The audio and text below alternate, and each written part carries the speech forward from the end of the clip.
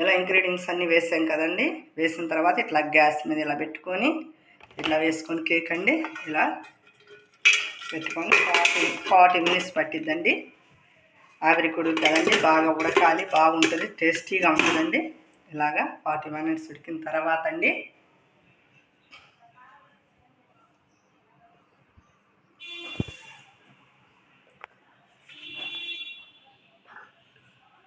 లో ఫ్లేమ్లో పెట్టాలండి. ఫస్ట్ కొంచెం హై ఫ్లేమ్లో పెట్టేసేయండి. తర్వాత అది కొంచెం లోపల అయిన తర్వాత స్లో పెట్టుకోవచ్చండి. లో ఫ్లేమ్లో పెట్టేసేయండి.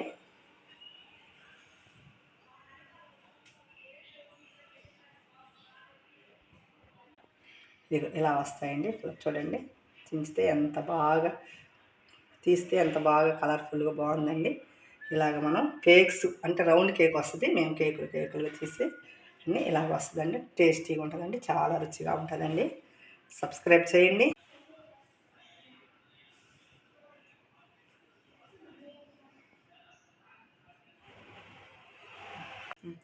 ఆవిరి కూడా అయిపోయిందండి.